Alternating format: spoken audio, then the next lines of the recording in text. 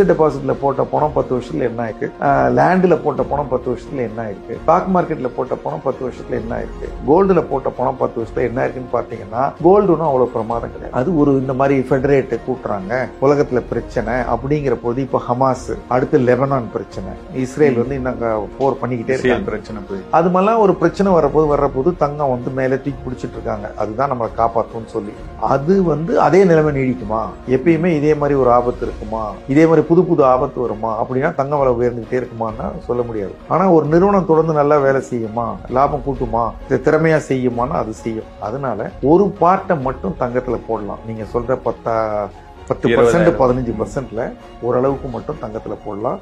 தங்கம் மட்டுமே முதலீடு அல்ல. ஒரு 20,000 ரூபாய் சம்பளம் வாங்குறவங்க சேவ் பண்ணணும்னா எவ்வளவு ரூபாய் சேவ் பண்ணுவாங்க? மேக்சிமம் ஒரு 2,000 ரூபாய் 3,000 ரூபாய், 10-15%. 2,000னா 10%, 3,000னா சரியா சொல்றீங்க நீங்க, ஒரு 15,000 சேவ். இப்போ 15,000க்கு அவங்க தங்கம் வாங்கக்கூடாது.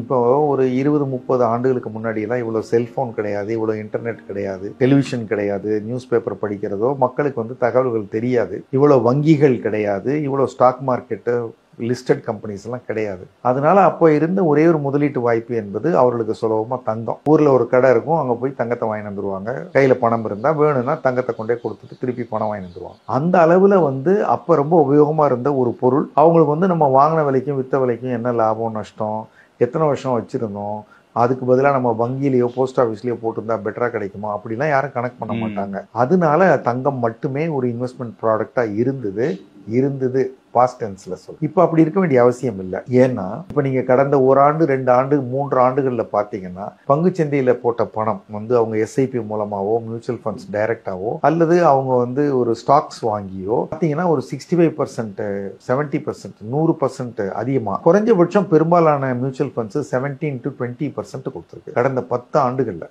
ஆனா 10 ஆண்டுகள்ல தங்கம் அவ்வளவு விலை ஏறி இருக்கானா 2-3 வருஷத்துல ஏறி இருக்கு கொரோனாக்கு அப்புறம். ஆனா 10 ஆண்டுகள்ல ஏறல. அப்போ ஒரு மனிதன் வந்து அவனுடைய வாழ்க்கையில பணத்தை அவன் சேமிச்சு வைக்கணும் அப்படின்னு சொன்னா அவன் வந்து விலைவாசி ஏறிட்டே போகுது, உயர்ந்துட்டே போகும். அந்த விலைவாசியை தாண்டி நம்ம வேகமா பணத்தை பெருக்கணும் அப்படின்னு சொன்னா, நம்ம இப்ப இங்க இருந்து கோயம்புத்தூர் போகணும், ஒரு டாக்குமெண்ட்டை கொண்டே கொடுக்கணும். நம்ம யார்கிட்ட கொடுத்து அனுப்புறோமோ அவர் முன்னாடி கிளம்பி போயிட்டாரு.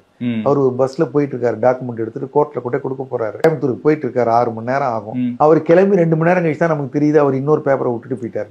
அந்த பேப்பரை கொண்டு போய் கொடுக்கலன்னா அவரால் அங்க சேர்க்க முடியாதுன்னா என்ன பண்ணணுமோ, அவர் போற பஸ் என்ன வேகம் போகுதோ அதை விட வேகமான வண்டியில போனாதான் அவரை பிடிக்கலாம், அவரை தாண்டலாம். அது மாதிரி நமக்கு முன்னாடி விலைவாசி எல்லாம் ஓடிக்கிட்டே இருக்கு. வீட்டு வாடகை, கரண்ட் பில்லு, பால் விலை, வண்டி வாடகை, பெட்ரோல் விலை எல்லாம் ஏறுது. நம்ம இந்த பணத்தை வந்து இன்னும் 5 வருஷம் கழிச்சு 10 வருஷம் கழிச்சு செலவழிக்கிறதுக்காக சேர்த்து வச்சுட்டு இருக்கோம். அப்போ கொண்டு போய் நம்ம தங்கத்துல வைக்கிறோம்னு வச்சுக்கோங்க. இதெல்லாம் விலை ஏறுறதை விட வேகமா தங்கம் விலை ஏறினா தான் நம்மளால சேர்த்து வச்சது நமக்கு பயன்.